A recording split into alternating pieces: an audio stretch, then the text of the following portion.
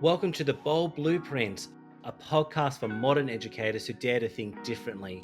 Here we explore the intersection of education and leadership, diving into bold strategies, innovative teaching, and the mindset shifts that drive real impact.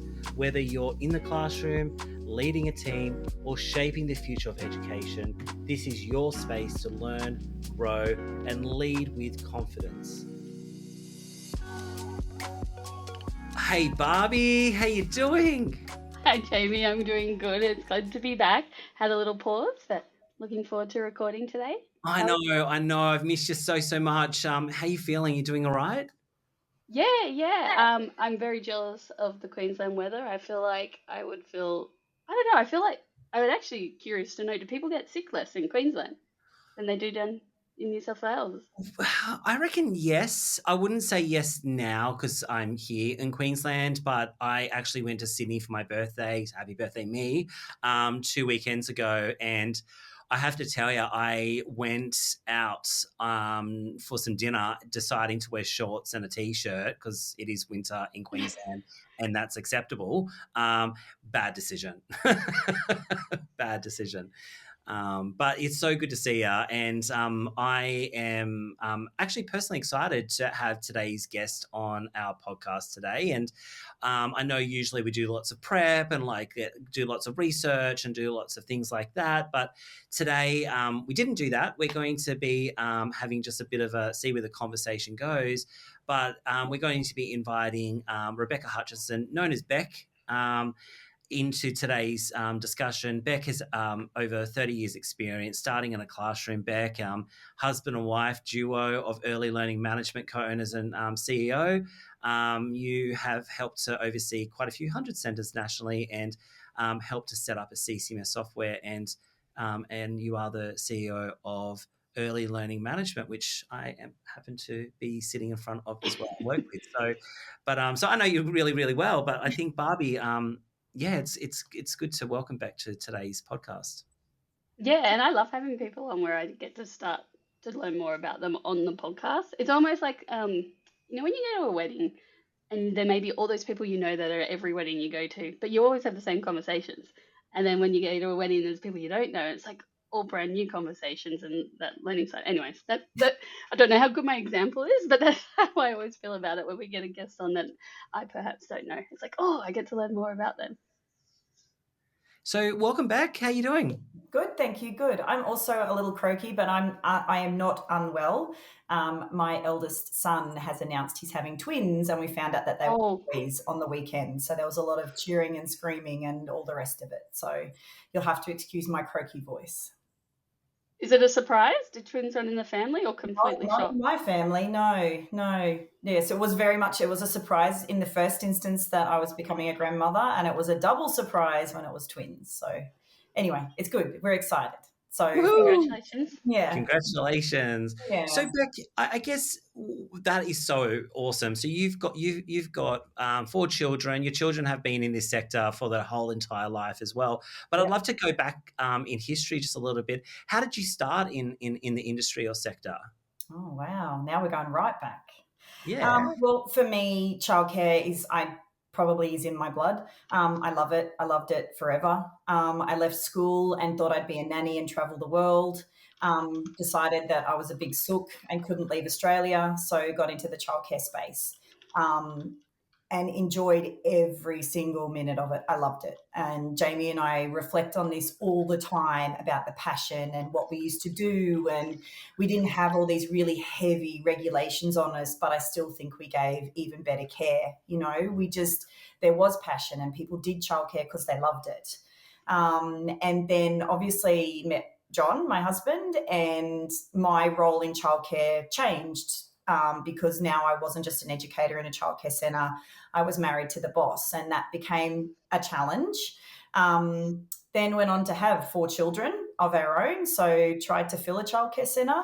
And that process really kind of worked out that for me, I didn't want my children in childcare for me to look after other people's children. I should look after my children myself. So, and I was one of the lucky ones. I was allowed to be able to make that decision. But I know for a lot of families that isn't the case. But on the flip side of that, I remember when Jack, my eldest, was only little and I got into kind of more of the back end stuff, doing the banking, all of those types of things for the centres at the time. It was back in the day when we paid fees with cash. And I was taking Jack to the bank with me to take the proceeds from the childcare centres. And John said, we run childcare centres and it would probably be safer if you did that without Jack. And I went 100%. So we actually utilised these beautiful centres from when Jack was 10 weeks old so I could still participate in the business behind the scenes. So although I didn't work on the floor anymore, my children have definitely seen the benefits of childcare for them as well. So I see it from both sides of the coin, I guess. And after my children got a bit older, I then got into the back end even more from a financial perspective. So starting off with the bookkeeping, I'm now a BAS agent, all the rest of it. So I guess I'm one of those real anomalies that I understand what it is to be an educator, but I also understand what it is to be a business owner and the financial benefits and gains and challenges for childcare centres. So that is amazing, and I know that story, and I think it's so impressive.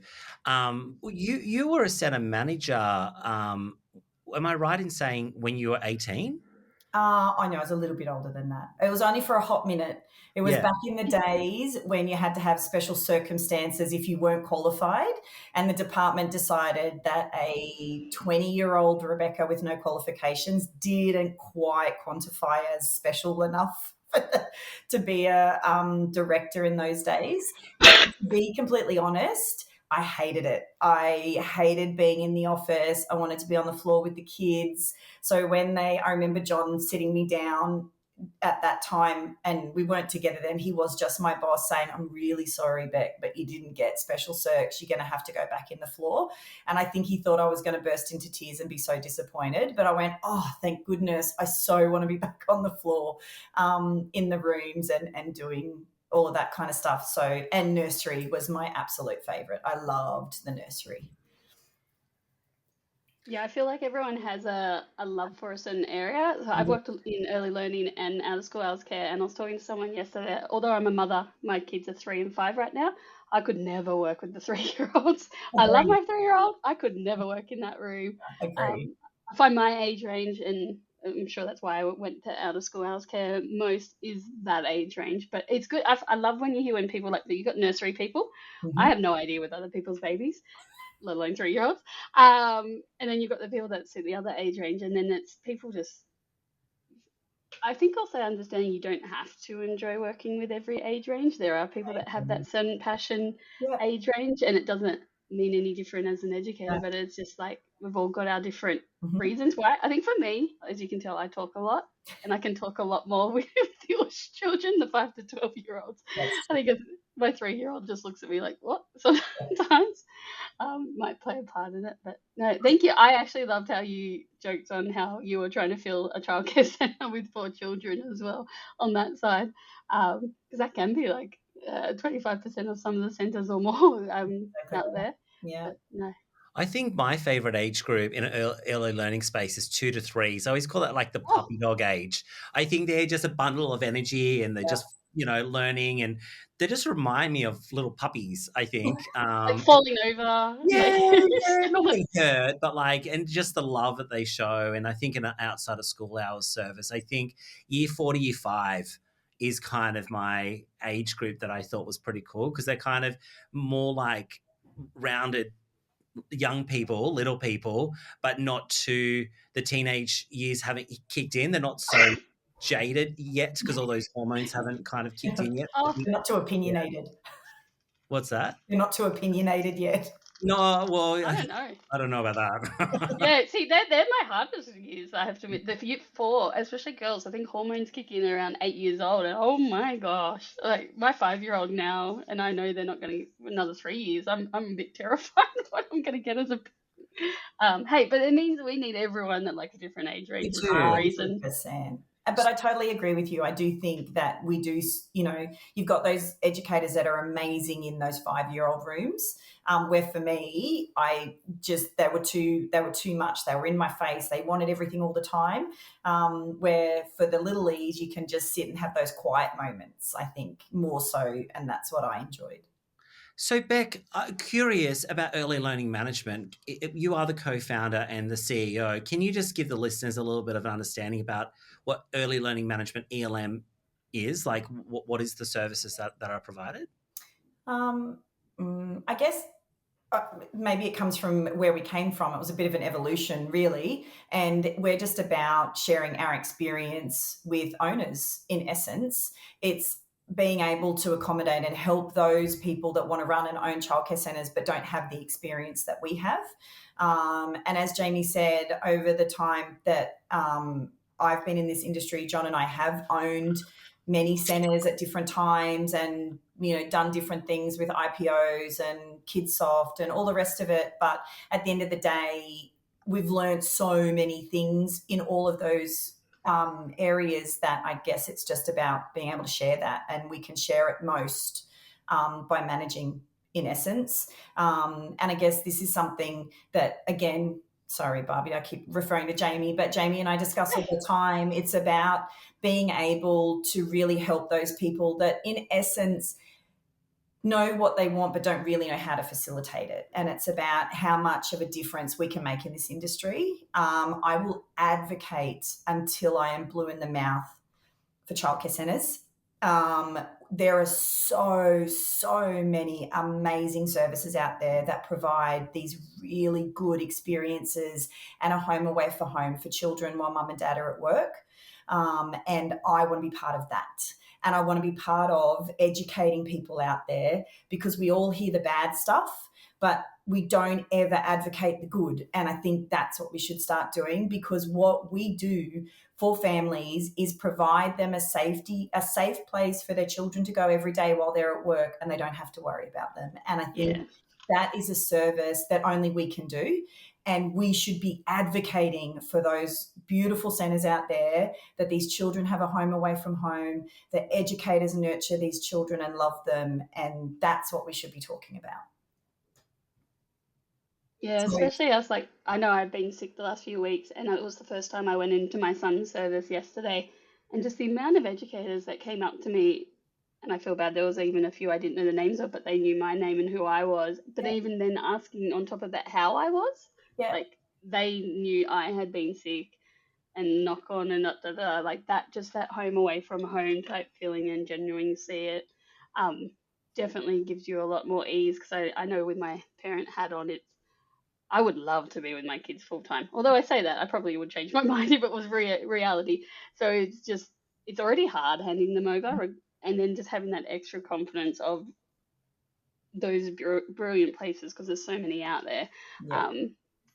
I know what we hear on the news, it's almost like they need to counteract it with the positives as well, on that side, and just how much difference they can make to your family. I don't have family around myself, so just even having those other people ask how you are just makes a difference to my day, let alone, of course, they're wonderful to my son, and just that knock-on effect to then how I go into my own work. I may work within this profession, but whoever it is, it could be anyone doing anything, and just that, But I think there does need to be that education, because of all the negative that's in the media. It creates anxiety for families. And I know we can see differently and talk about it objectively because we know the industry. But if you don't know and all you're hearing is the negative, how can you ever come up with a good, a positive experience? And I think you're so right, Barbie. We need to be really showcasing and, like I said, advocating for childcare centres, because the vast majority are really good places, and we're just getting a really, really hard knock at the moment. So, what do you think, Beck, is the biggest opportunities you see in childcare in our sector right now? Look, I've always said that it's about our people. It's about making sure we have the right people. We need to be really robust, and we've had lots of conversations with ELM about that, about how do we make sure we have the best educators, how do we keep the best educators? How do we empower the best educators? Because if you have really good educators, your centres are good and they're great, and you don't have to worry about occupancy or any of those things because it just happens naturally. And it's about putting time and effort and really having amazing educators. And it comes back to that whole theme, I guess. It's bringing the passion back, isn't it? It's making people want to get out of bed in the morning and go to work. Yeah, and even on both sides, that passion back for the educators, because they're also hearing the same a Oh, lot of the time, that all these parents are possibly hearing too. yeah. And even though where they work might be wonderful, it's like that thing, it's like that doom scrolling everyone does on Facebook. It's Oh just like yeah, the more you hear of that, yeah. yeah. I deleted socials off my phone. I sound like ancient, but it's been amazing as a I parent. actually think that's actually not ancient. I think that's actually No, being you're innovative right. because we're 100%. so addicted to social media. Mhm. And can I tell you, recently, I've gone on. I'm a doom scroller on Facebook. My friends and partner call me an auntie because apparently only aunties are on Facebook. Okay, not going to pick up TikTok, guys. But I realized that a lot of the images that we're seeing is all AI generated, Yep. and Mm, or it's actually not real, and Mhm. we're starting to believe a false narrative yeah. in that space. I just wonder too, how are we ever going to encourage our next generation of educators to come? Do you know what I mean? Like how are we going Yeah. to encourage those 15, 16-year-olds right now that our industry is where you want to be? It's amazing.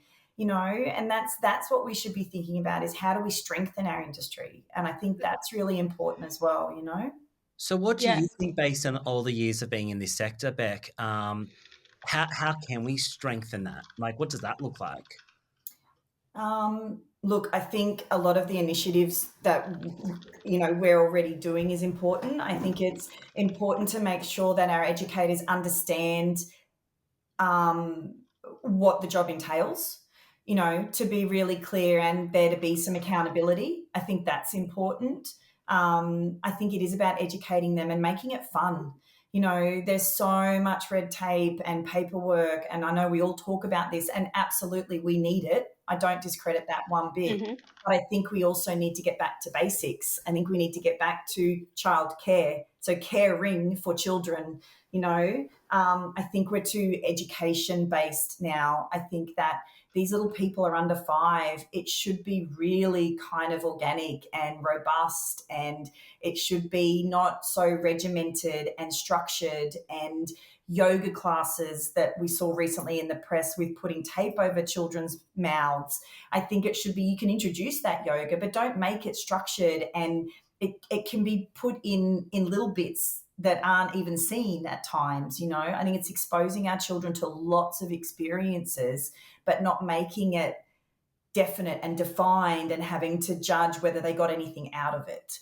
I think that we've really gone too far forward, and there's too much pressure now on educators and children and families for their children to be reading before they get to school. Let them be children, let them play in the mud and decide today that they're going to build a robot.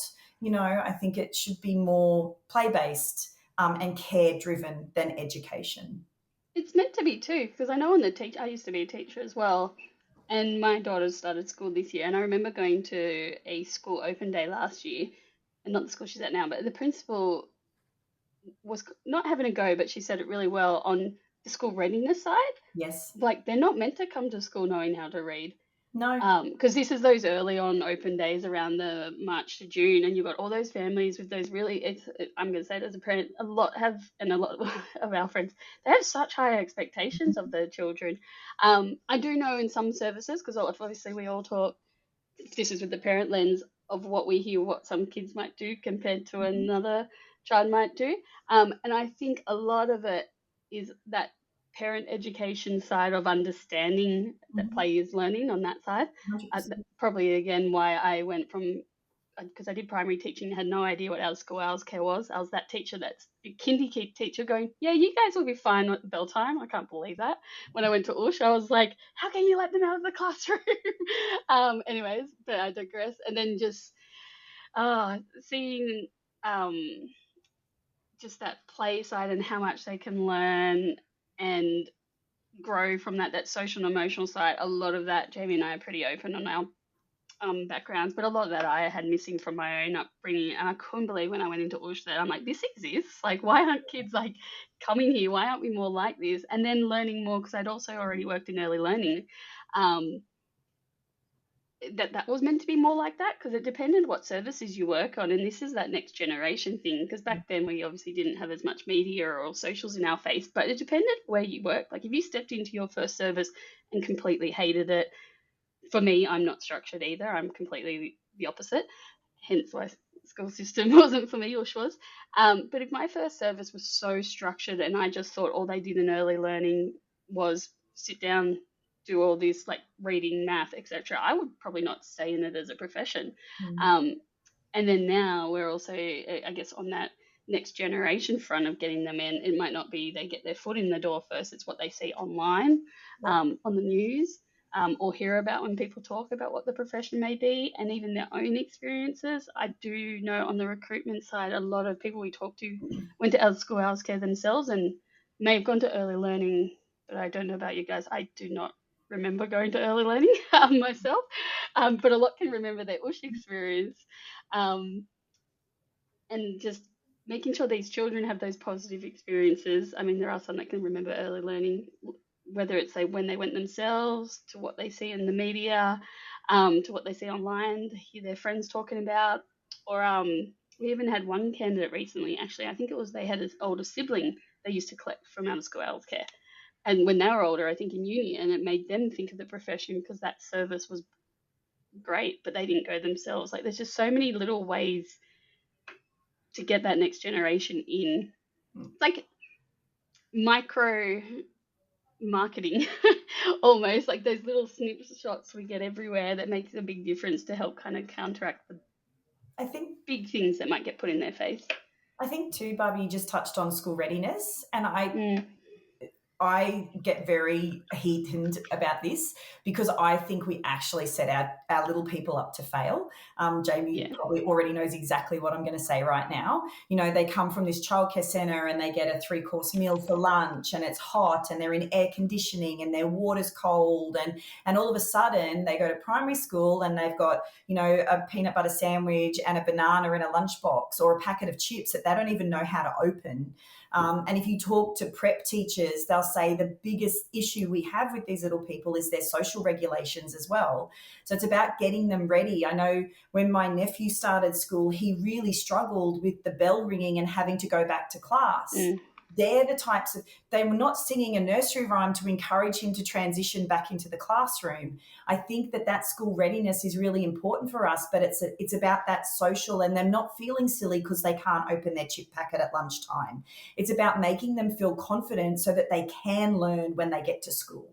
You know, I think it's those things that we should be focusing on in school readiness and in our kindergarten programs, and not whether they can write their name or speak in Mandarin. You know, I think it should be about, hey, I can put my backpack on and I can walk to my classroom and not feel anxious because mum's not holding my hand the whole way and I don't have someone greeting me at the door, encouraging me to come in. These are the types of things that we should be focusing on, making these children feel really ready for school and feeling socially and emotionally ready. And building that autonomy. So the chip packet thing, and even bubblers. I don't know if you remember, Jamie, on the primary side, you'd get some kindies that they're like looking at and they're like, how does this work? And sometimes it's lever or the turning. And then I remember having them on the USH side. I'm like, oh, wow, no one's run you through this. But even on the school side, they, I guess, forget sometimes that these kids are new to your whole environment. It's a good thing to consider, I guess, for anyone listening, building those relationships with their feeder schools. I know everyone's different on what they can and can't do, and doing like those visits to those schools. I know my daughter did last year, but not everyone went to that school. But like it was just giving that exposure to those environments, the playground and what it looks like. It's not the real world. There's not 500 or more kids running around. But I know for them, like, you know what I mean? These little people, they're in a classroom. They don't have a toilet right next to it. Like, they need to be prepared for these things, don't they? You know?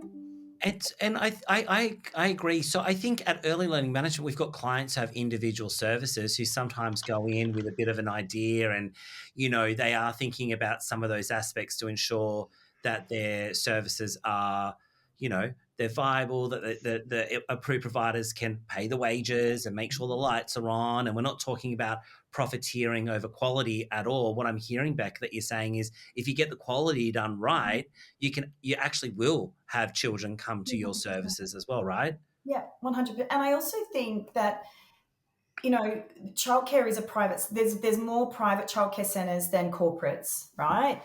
We hear about all the corporates because generally they're a bit dysfunctional, but there's so many private childcare centres that do the most amazing work. But I guess what people need to remember and appreciate is that if you own a childcare centre privately, the reason you do it ultimately is to make a profit, right? So it's a little bit like a private school. We choose to send our children sometimes to private schools because we want what we think or what people might think a better education. So you pay for it. But our approved providers or licensees back in my day, they take on so much risk and so much personal weight by owning a childcare centre and making sure that we do get it all right and we do provide really good care, that there needs to be there is a lot of personal gratification, but there does need to be some profit in it. Otherwise, why would we do it? And I think that's something that gets a little bit lost in translation. And I'm not saying that we want to make millions and millions of dollars out of these services. We don't. We just want to make a living.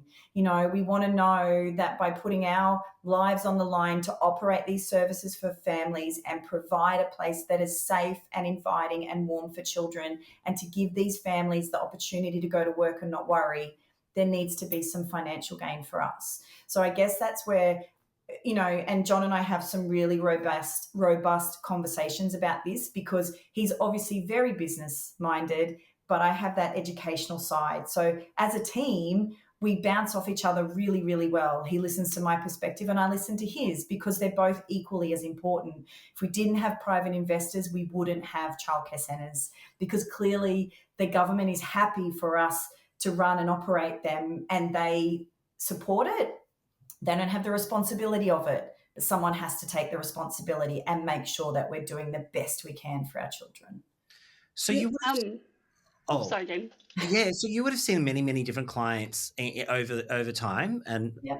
I have as well. There's some clients that go into it for the right reasons, and there's some clients, and when we talk about clients, we're talking about approved providers, owners of the services, and we talk about this idea of bringing the joy back into the services and what that looks like from a classroom setting. I'm guess what I'm curious to hear from your learnings to share with the listeners, like the people who are in it for the right reasons, what do they stand for, and as opposed to the people who don't do it for the right reasons?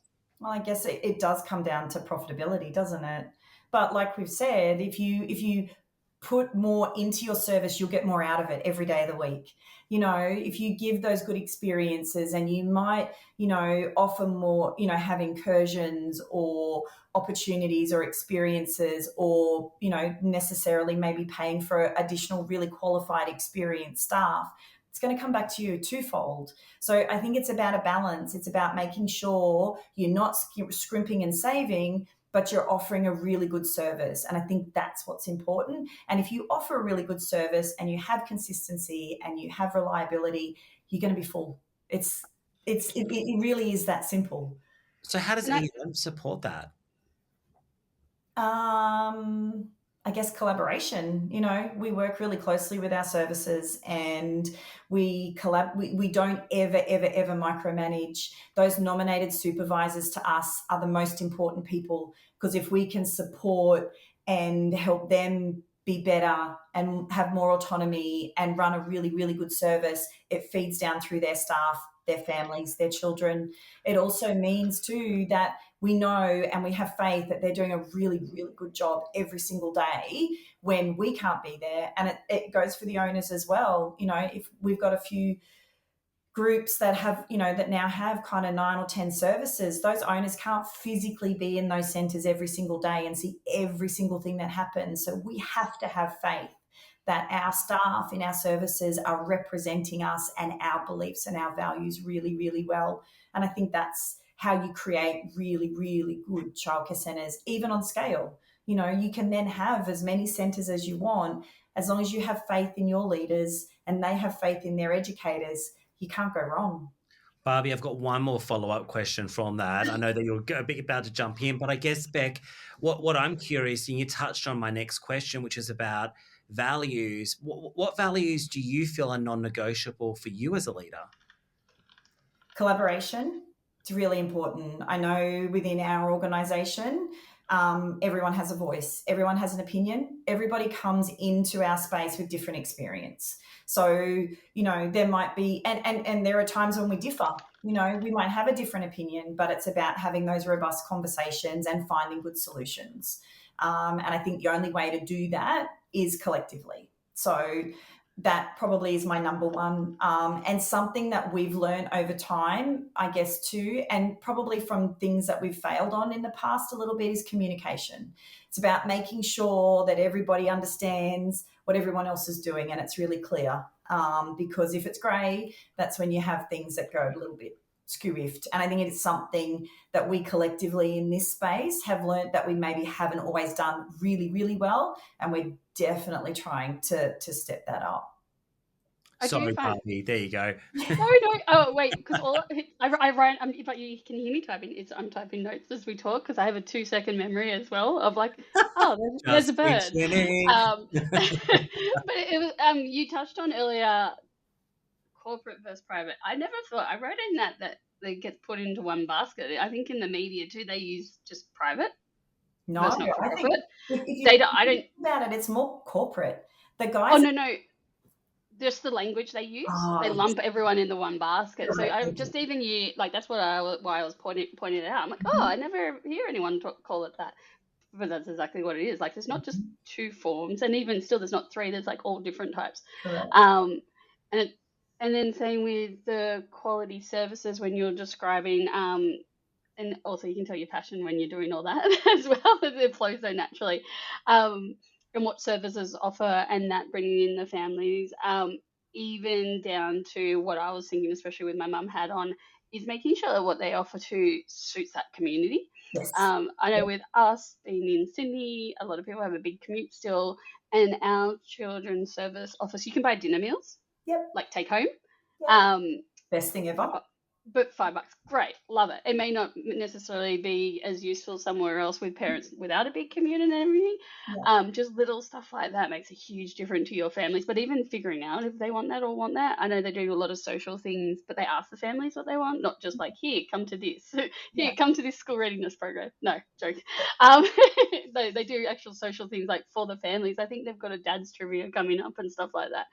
And when you're talking about the values, sorry, this was me making my notes as I go, on the communication, it's 100%. We see it so much on a recruitment side too. When things break down, often it's communication. I mean, in everything. I think in friendships, in relationships, in work. And even on that leadership side, I've noticed a lot how I would lead in a service, maybe as a director, so different to how I might lead in like a business. I've realized over time, I was like, it took me a while actually to do that shift of how different that can be. It doesn't mean the values are different. It's just how that might look is so different in different type of settings. And I guess people listening too, if they've moved maybe from a one service to a 20 or more service operation, maybe area manager or more an admin type role, not always just judging their own leadership skills. It's just kind of shifting them that all those different environments might need a different approach to it. I think with me, I was way too empathetic moving outside of service because I think you need a lot of that in a service. There's so much going on. Whereas it's not, you don't need as much in an office environment, but you also don't have like 60 kids and all those other variables coming at you all day, every day. Yeah, very, very different challenges. And then shifting my expectations, I found was hard because I was so lenient, way lenient. Because you used to all the on-floor challenges, like, oh man, like after school, okay, that person's been running around playing soccer for 2 hours with kids. I don't care if they go sit down in the back room and have a Milo. like, My, like, mine was Bull Rush. I was all about the Bull Rush. oh, but we need that too. We need the people Yeah. that would have done that. To then in an office environment being like, where is everyone?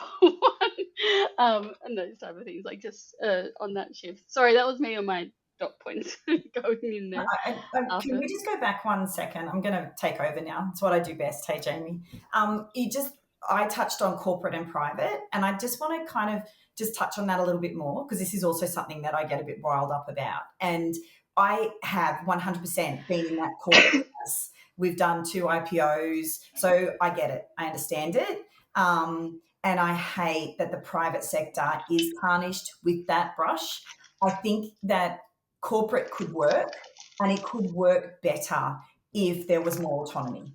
You know, I think that corporate has become such a beast in its own sense, but there's also benefits to corporate, and I think that's what we do really well.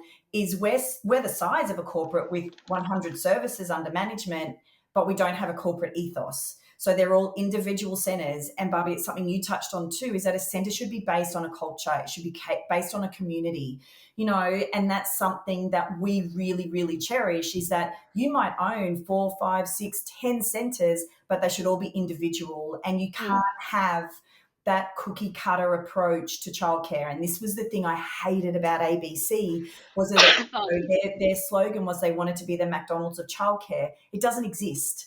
Every childcare centre has its own ethos, its own community, its own personality, and that's based on the families and children within it, and I think and the staff as well. And I think that's where corporate could really learn from that private sector, is that you can have multiple services, but they don't all have to be the same. And that's why empowering that nominated supervisor is the key.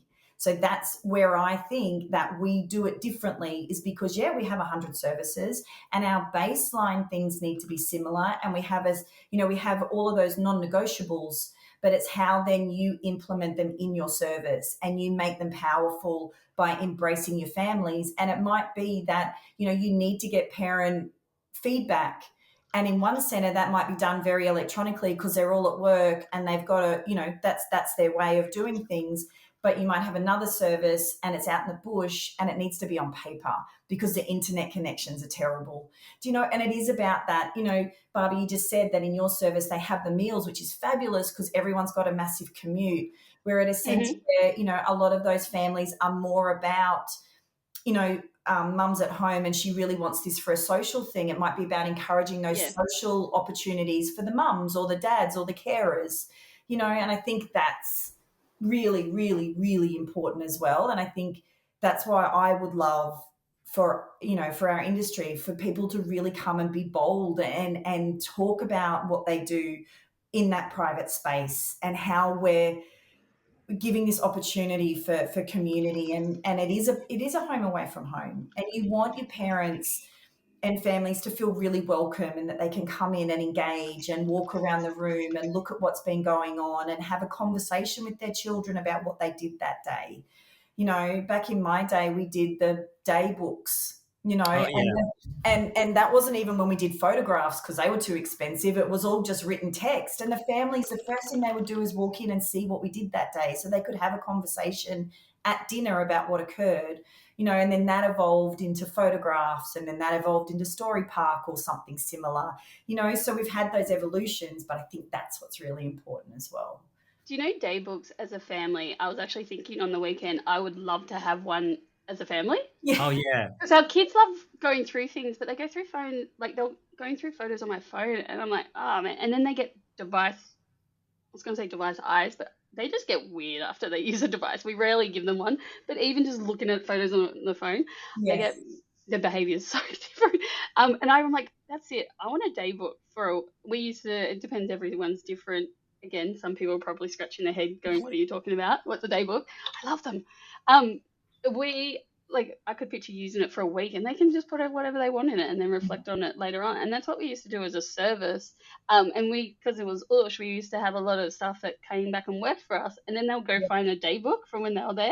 Yep. And then go reminisce through it, going like, oh my gosh. Or the kids that maybe weren't there, the young ones might go around with the book and see what's changed. They'll be like, because I was there for so long, they'll be like, oh, you look older now compared to this photo type stuff, or blah blah had more hair then.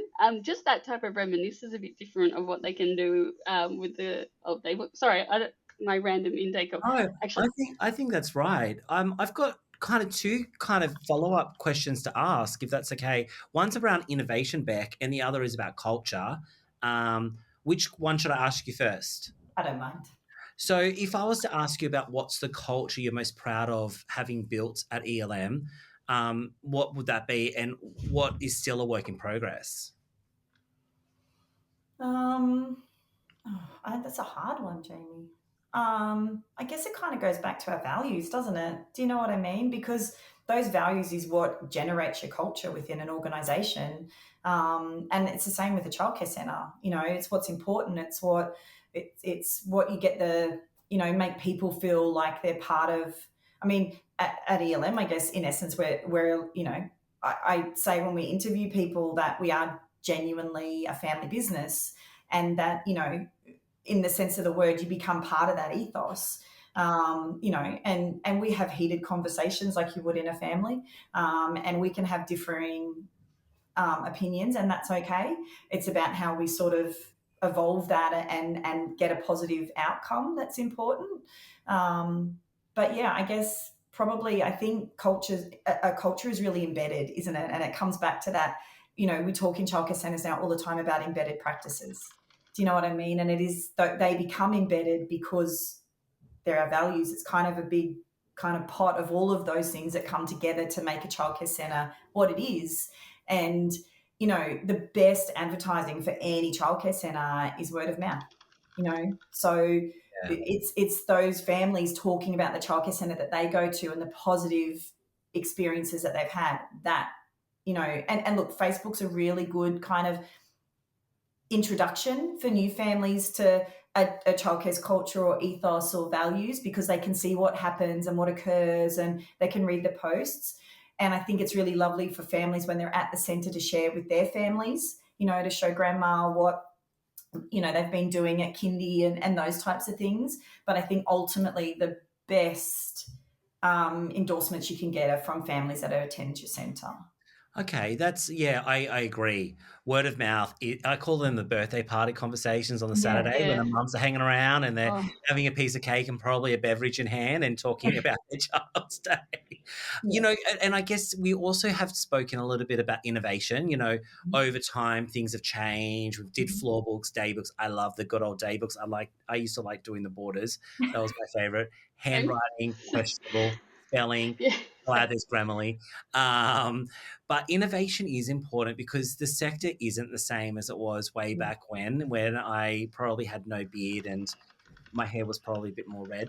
I have seen those But I photos. guess, Beck, how do you see innovation? Like when we look at innovation about times of changing, what role does innovation play, not just at ELM, but how we operate and how we grow? I think innovation is important. I really do. And, John, if anyone's ever encountered him in the industry, will know that he's all about finding ways to do things easier and quicker. And I think innovation is part of that. I mean, he really embraced back in the day. I'll be talking to old school childcare operators now that had PC Pro back in the days, and he really engaged in that and doing online applications for funding and all of that kind of stuff. And I think that we do need to embrace innovation, and but it has to be done with a real, there needs to be a real purpose. You don't want to just innovate for the sake of being an innovator. You want it to be really purposeful. I think and we've learned, Jamie, over the years, there has to be a lot of thought and process to go into it, because you don't want to put something out there that's just a whole load more work and is no benefit. And I guess in our office, it's a really collective space as well. We get everybody's input if we want to, update something or change something or shift it. I think it's about getting buy-in to it and engaging people in the goal at the end, because there's no point changing a process or how we do things without there being a real end result. I think that's Yeah. really important. I can relate, like seeing some approved providers who might be sole by themselves, waking up one morning going, all right, guys, got a great idea. We're doing this. And then it's like, Yeah. hang on a minute. How? How you know, Yeah, and what's the end result and the yeah, purpose? And I guess in this conversation we're talking a lot about culture yeah, and you know, educators doing different things, but if we're innovative, evolving and maybe simplifying stuff, what is the purpose and the why, and how do we bring people on that journey for change? yeah. And you know, I think some ways that we do innovation is, you know, we got rosters and we have checklists to make sure that we're doing our job. And I think sometimes that can become part of the bottleneck and actually Mhm. some systemic issues of why people actually aren't with children anymore. They're Yeah, actually standing up doing all the paperwork because we're being so innovative and making sure we got X amount of yeah, photos on Story Park or yeah. Onar or whatever platform Totally that we agree. use. And people are actually forgotten about, Yeah, well, let's actually be innovative by actually being with don't, children and don't let. actually being Mhm. present with children and Yeah, present in the moment and yeah, not being so I feel like there's a lot of anxiousness and anxieties and the parents' expectations about getting live streams on their mhm. phones and oh Yeah, my gosh, like how are we actually being innovative to actually welcome children and educators yeah. into our space. And also the other thing I want us to be a little bit more innovative within our sector is let's actually set up center managers with success. Mhm. Like just because they've got a diploma and have been in a classroom Doesn't setting or mean. an outside of Mhm. school hour setting and people have got ambition to be the center leader of or a service in an outside of school hour space that is worth millions of dollars, by the way, that we expect them to be able to be business leaders, how to manage people's emotions, how to have difficult conversations with families and expectations, and how do we actually set these wonderful humans who I believe are quite passionate. Sometimes Mhm. there's ego driven, power playing, tripping people in our space, and we know they exist. But Mhm. how do we actually be innovative to look at what things are different? And I have to tell you a story. I've got a friend of mine who works in a service and she hasn't had the best experience. The center manager is a conflict avoider. The 2IC has become kind of a bit of ruling the roost and leading through fear and turmoil. And she works for a big corporate. You know, may have seen that in the media recently. And she raised some of the concerns, and the concerns came back saying we don't have enough evidence, and we're just going to put that 2IC back in the service. But nothing to do with why that center manager hasn't actually been able to address the concerns at a centre level because she hasn't got the skill set. And the center manager's just been so worried that she was going to get terminated and fired. And I think to myself, well, how unfortunate is that? And I sometimes think innovation is actually looking at the systemic problems Mhm. and getting in the root cause of what the issues are and not just stockpiling, adding more and more and more onto a sector that's already stretched bloody thin. Yeah. And maybe we need to take some stuff back to get to the core Mhm. basics to what is it that we are actually doing? Well, Yeah. and I think too, though, going back to those basics, and like you said, Jamie, spending more time physically at children's levels and engaging, and then being educators together in those rooms. You know, if you've got two educators in a room and they're engaged together with the children, you know, we're going to see those behaviors we don't want to see in our educators as well.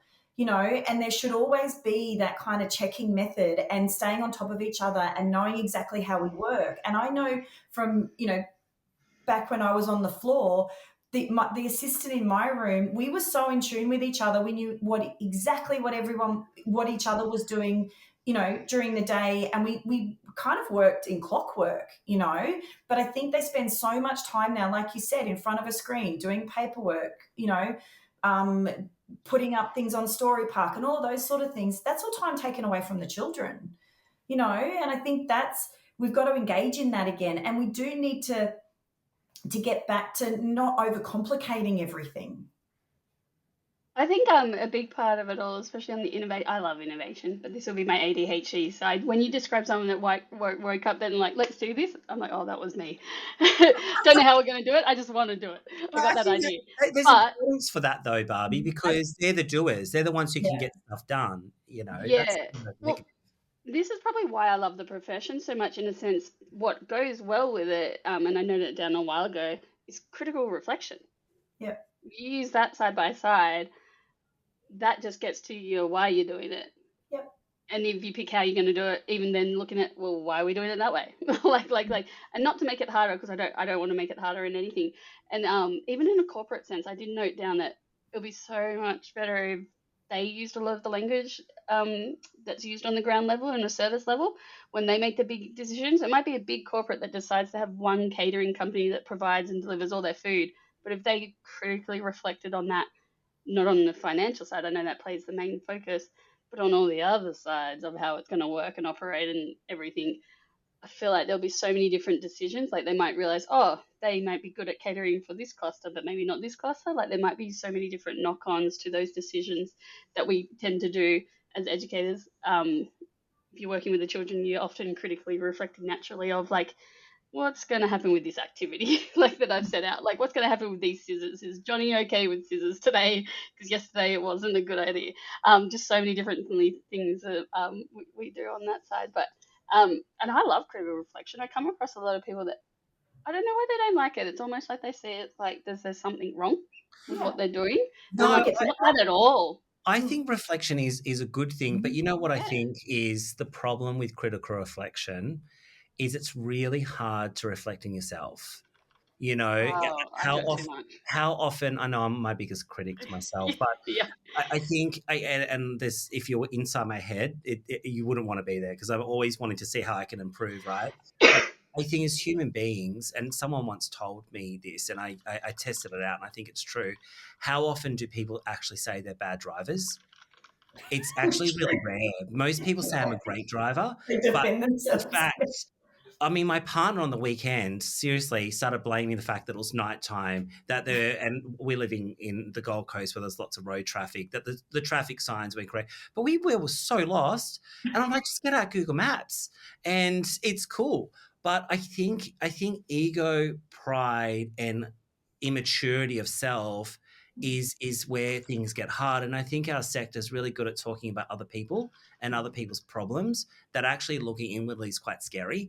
And I would like to implore all of our listeners, and it's okay to say that my day's pretty tough and I could do things differently. And even if you just say it to yourself of what today was, and was it good, was it not so great, and what difference could you do tomorrow, that's an important three questions to ask. But I think in our sector, um, we're very good at judging and talking about others.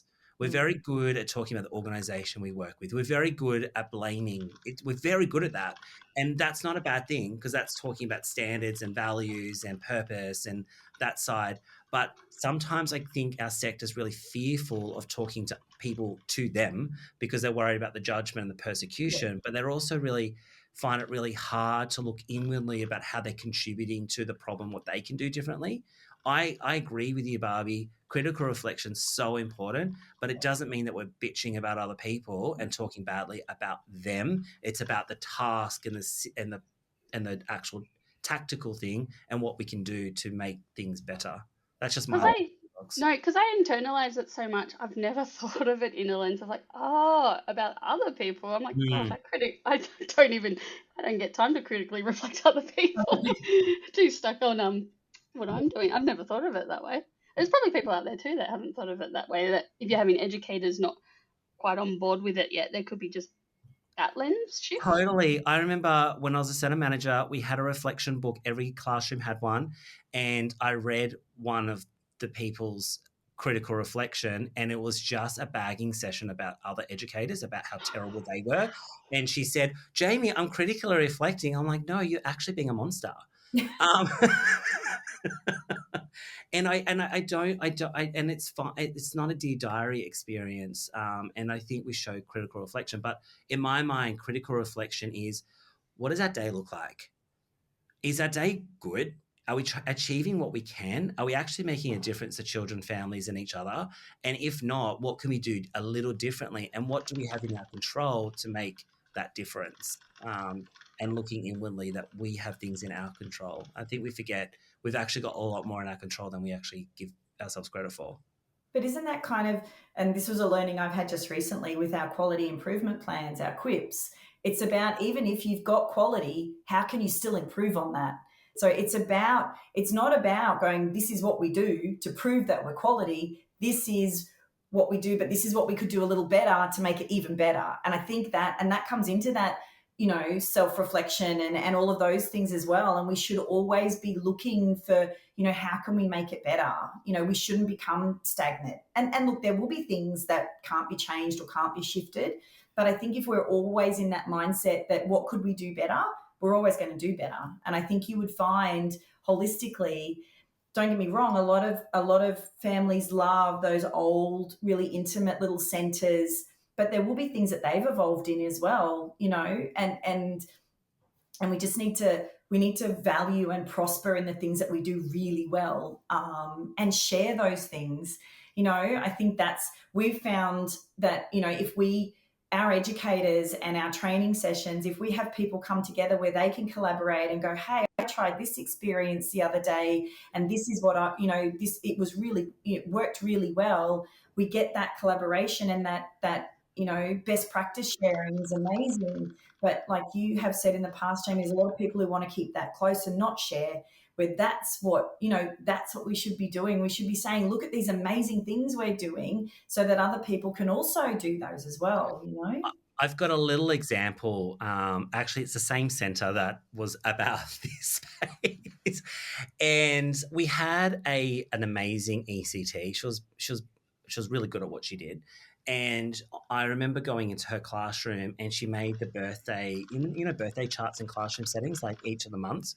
She actually got records, and she put the records on the wall, and she put the children's names with the notes. It was actually pretty cool.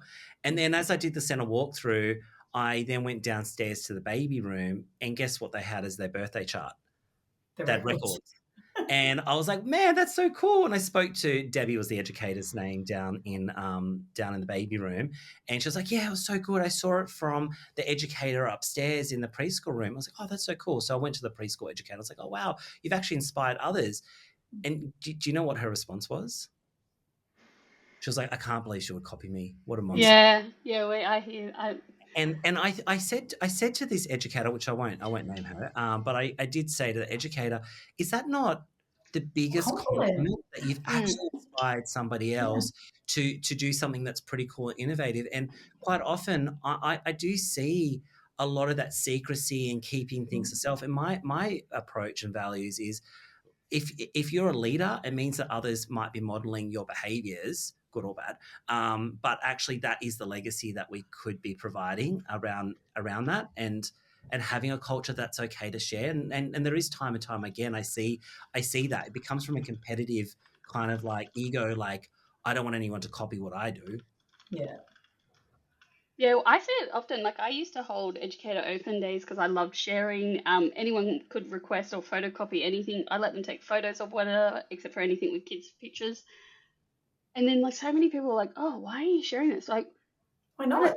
Why not? I mean, it doesn't matter if someone on our team spent like a whole day creating, maybe it was a template, and you get to use it. Like we never saw it that way. And then when you say that role modeling as a leader, Jamie, it was like, because I was fine with it. It meant everyone that was working with me, especially through those open days, didn't see any issue with it. So now when they're directors elsewhere, and they're happy sharing, because like to them they're like, well, why not? They haven't had that. I call it a gatekeeper. They haven't had kind of like that gatekeeper. Usually they're in a service and they don't always share everything even with their team, but also external to others. And why not? Like I loved visiting other services and just seeing they might tweak something so different to how I would think to do it. And it may seem simple to them, but because I hadn't thought, I'm like, oh my gosh, that's a brilliant idea. I'd love to. It's not even a copy. It's like we need a different word for it. Yeah. It's given you an innovative idea to go running your own practice.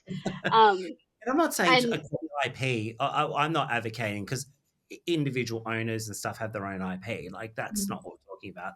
But this idea of collaboration and that reflective practice and seeing how we can sharing your experiences. Yeah. That's even just where you place your program. Like there was a service we visited and they put their program in a certain spot I wouldn't have thought of. Like there's so many, like it doesn't necessarily mean IP, because you've also got that depending on the service and the provider and what's in your contract. But I also noted down, Jamie, you said we're modeling behaviours as leaders good or bad, because I know earlier I mentioned the kind of leadership you might have in a service to elsewhere. I do feel as a leader, I may have a lot of people that work for me say like, oh yeah, I was wonderful, lovely, but I think I was also too nice. That I think a lot of people then had that knock on when they became leaders of probably also being too nice and then having those knock on issues. So it doesn't always mean it's a good thing. It wasn't conflict avoiding. I don't know what it was. I think I was just that constant yes person. Yeah, that's fine. Yeah, that's fine. And it didn't, yeah, on that. Well, Sorry, that was me. No, I think that's great. I'm looking at the time, so I've got two questions, Beck. We've got one that we like to ask everyone at the end, so I'll get Barbie to do that. But I guess you spoke a little bit about your journey of where you started, your values, your purpose, and all those things throughout. So thank you so much. But if you were to look back at your younger version of yourself, what advice might you give if you were a bit reflective of where where you're at now compared to that 18, 19, 20-year-old? I probably will have ended up in exactly the same place. I don't know. I don't know. I think everything we've kind of just given it a really good heart crack and given it our all. And yeah, we haven't always got it right, but there's nothing I would have changed. I just think you've always got to embrace what's in front of you, and try and get the best results. And if you get the best results, the outcomes are amazing for everybody. So, and no, we don't always get it right. We actually bugger it up sometimes. But that's how you learn how to be better next time, So I think I would just tell my 18 or 19-year-old just to enjoy it. Put one foot in front of the other and make the most of every day, because you never know what's around the corner. That's awesome. Yeah. No, I agree with the just enjoy it. All right, Barbie, your turn. With us. Question. Okay, and I don't know why I always get this wrong now. I ask, it's like I overthink the ending. No, we tend to ask something that has nothing to do with whatever we talk about or what the podcast has to do. But it is, and this question keeps growing as we ask people. Yeah. It changes. What was the first live performance you've seen? It could be a music performance, a gig. Not everyone goes to live music performances. It could be a movie, a theatre. This list has grown, obviously, over the podcast journey. Do you remember your first, performance? Maybe, I don't know what to call that. Yeah. I'll workshop that, hey. So the first performance I remember, it would have to be seeing John Farnham at Festival Hall in Brisbane when I was 12. It was Whispering Jack. So still have the program at home with my tickets.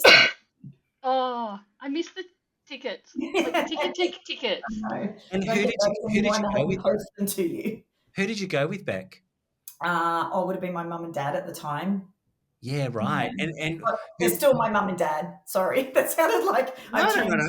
So it was mum and dad. On Farnham when you were 12 with your folks, and then what about your first independent going with no parents? In excess at Boondall when I was 15, I guess, with my girlfriends. And my voice was very similar to what it is today after that concert, because we were so far back, and in order to be heard, we had to scream even louder. So, and the other one I have that's really symbolic is mum and dad. My mum had me very young, so we're pretty close in age comparative for a mother and daughter.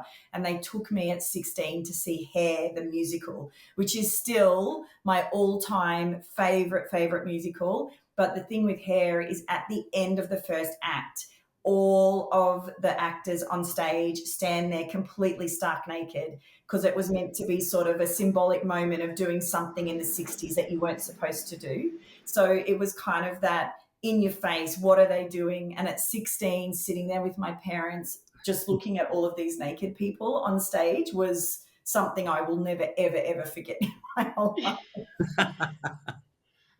And even when you saw In Excess and stuff, because I remember they're all like the gigs back then, even were they smaller? Like I know you said you were at the back and you had to talk louder than small, but I feel like the venues they played at were so much better.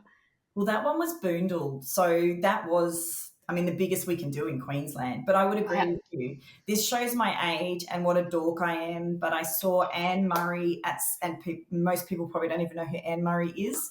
at Seagulls many years ago, and I think it was by far one of the best concerts I ever went to, because she just sat on stage and sang to us, and it was much smaller and it was super intimate. And John Farnham equally saw him when he did his 30-year Whispering Jack concert at the Star on the Gold Coast, much smaller venue, best concert. It was amazing, because you feel like they're actually just performing for you and not, this massive auditorium, where now I would much rather listen to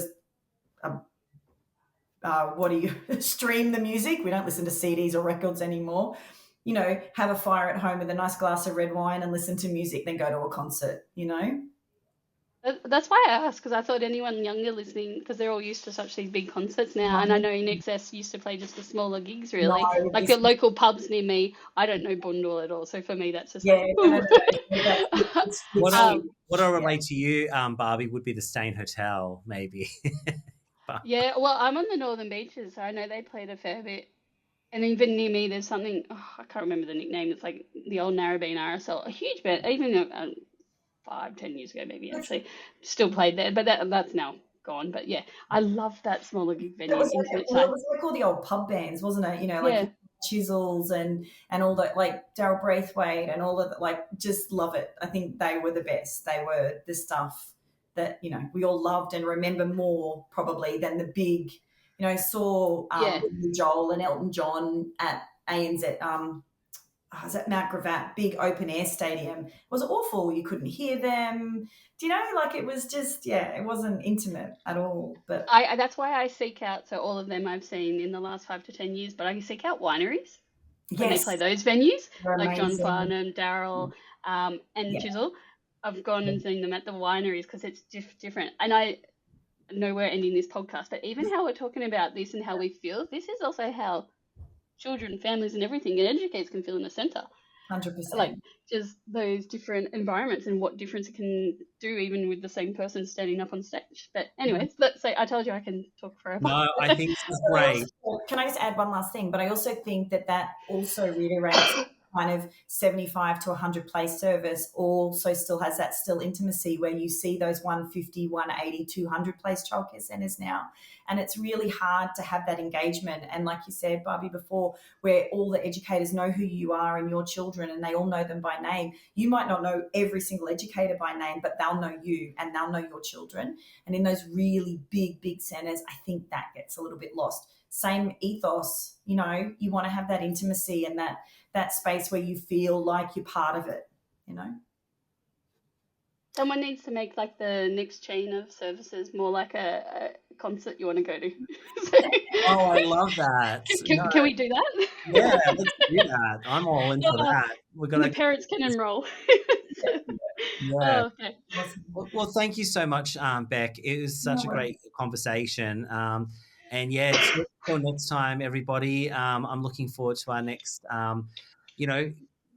guest star appearance, Barbie. And, as we've said to everybody who is listening, and we're getting quite a few emails and different people reaching out to us. I know, Beck, I got the noose around your neck to say, come on to our podcast, but I know that we have got some exceptional guests. But if you would like to be a guest onto our podcast, you could be an educator. You don't have to have the wealth of experience like Beck does.